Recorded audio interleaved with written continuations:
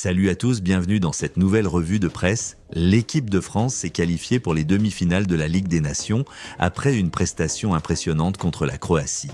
Les Bleus ont effacé leur contre-performance du match aller en s'imposant grâce à un bijou sur coup franc de Michael Olise et un but d'Ousmane Dembélé. Menés de 2 buts avant cette rencontre, les hommes de Didier Deschamps ont su renverser la situation. La qualification s'est jouée au terme d'une séance de tir au but irrespirable et c'est Magic Mike Maignan qui a endossé le costume de héros. Le portier de l'AC Milan a stoppé 2 tentatives croates, confirmant qu'il est l'un des meilleurs spécialistes de l'exercice. L'équipe titre ce matin « Quel kiff !» tandis que le Figaro Sport évoque un match où les Bleus ont fait chavirer le Stade de France dans une explosion de joie. Très clairement, c'était une soirée de fête au Stade de France, comme le rapporte le Parisien. Avant la rencontre, les supporters français ont tenu à rendre un vibrant hommage à Olivier Giroud, tout juste retraité et meilleur buteur de l'histoire des Bleus. Une soirée parfaite en résumé. Côté performances individuelles, Kylian Mbappé n'a pas marqué. Il enchaîne ainsi un 7e match consécutif sans but en sélection, ce qui constitue sa plus longue disette avec l'équipe de France. Mais au-delà des statistiques, le capitaine des Bleus a brillé par son attitude exemplaire. Absent lors des 2 derniers rassemblements, la star du Real Madrid a pleinement joué son rôle de leader. Aurélien Tchouaméni et Didier Deschamps ont d'ailleurs salué son état d'esprit, de bon augure pour la suite. France-Espagne en demi-finale. En juin prochain, l'équipe de France affrontera l'Espagne en demi-finale.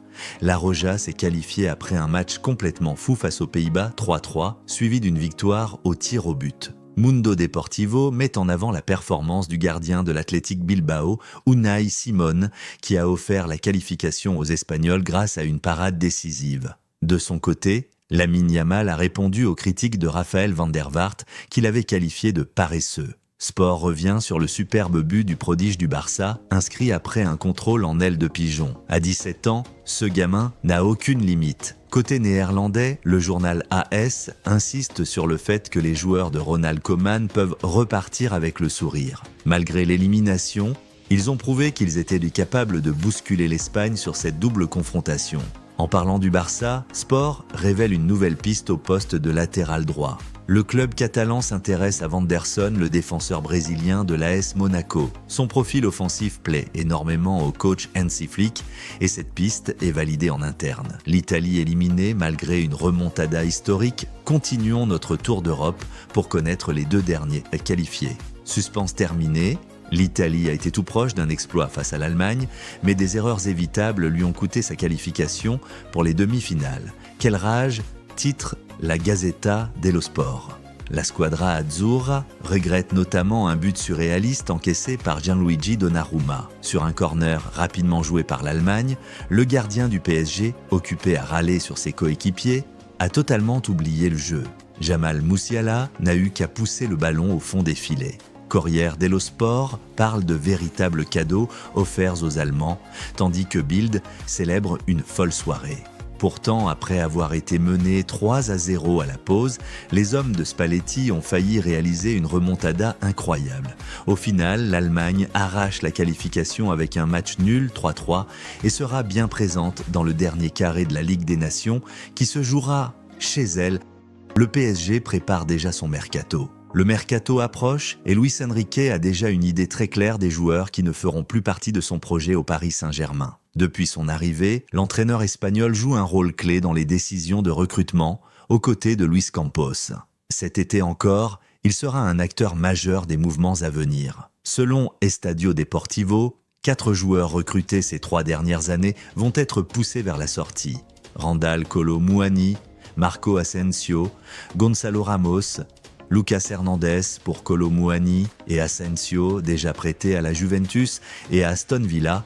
Un transfert définitif est envisagé, leurs clubs respectifs souhaitant les conserver.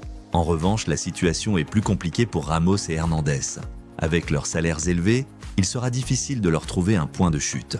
Un prêt est une possibilité, mais le PSG privilégie une vente définitive. Reste à voir quels clubs européens, ou d'ailleurs, se positionneront pour ces joueurs devenus indésirables de luxe.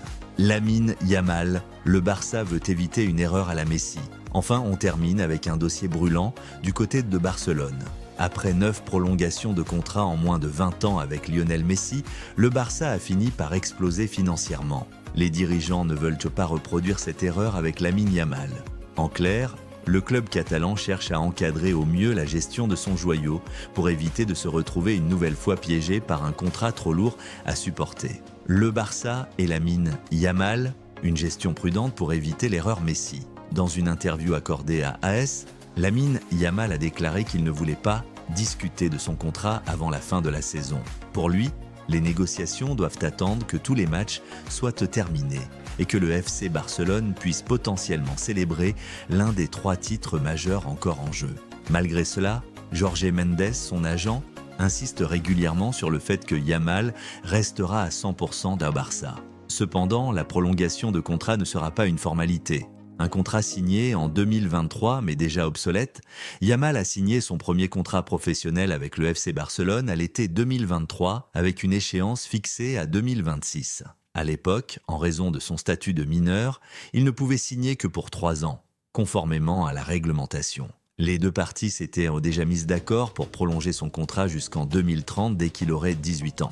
Mais l'ascension fulgurante du jeune prodige a rapidement rendu les termes de ce contrat obsolète. Aujourd'hui, le Barça est contraint de rouvrir les négociations et de réfléchir attentivement pour éviter de reproduire l'erreur faite avec Lionel Messi. L'erreur Messi, un précédent que le Barça veut éviter, entre 2005 et 2017, Lionel Messi a signé ou modifié son contrat à 9 reprises. À chaque fois qu'il brillait ou que le FC Barcelone remportait un titre, son salaire était augmenté. En 2005, Messi prolongeait jusqu'en 2010, mais 3 mois plus tard, il obtenait une revalorisation salariale. En 2007, il signait un nouveau contrat jusqu'en 2014. En 2008, après s'être imposé sous Pep Guardiola, ses conditions ont encore été améliorées. En 2009, après le triplé historique, il signait une nouvelle prolongation. Entre 2012 et 2017, 4 nouveaux contrats ont été signés en seulement 5 ans.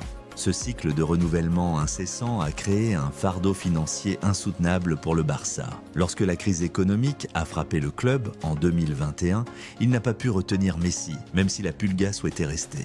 Yamal, une star en devenir, mais une gestion différente. À 16 ans, Lamine Yamal est déjà un joueur clé du FC Barcelone. De nombreux experts estiment que son niveau actuel est comparable à celui des meilleurs joueurs du monde. Le Barça sait qu'il ne faudra pas tarder à lui proposer un salaire à la hauteur de son talent, mais cette fois, le club ne veut pas répéter les erreurs du passé. Plutôt que de succomber aux demandes de hausse de salaire à chaque éclat individuel, le FC Barcelone veut imposer une stratégie différente, des prolongations à long terme, une augmentation salariale progressive à des étapes définies, une stabilité financière préservée. L'objectif ? S'assurer de conserver leur joyau tout en évitant un gouffre financier comme celui causé par Messi. Yamal brille face à l'Atlético et change la donne. Le 17 mars, le FC Barcelone s'est imposé 4-2 contre l'Atlético Madrid après avoir été mené de 2 buts. Lamine Yamal a été l'un des grands artisans de cette remontée spectaculaire. Avec un potentiel énorme, le Barça sait qu'il doit tout faire pour le garder. Mais cette fois, le club veut agir avec prudence pour ne pas se retrouver dans une situation économique difficile.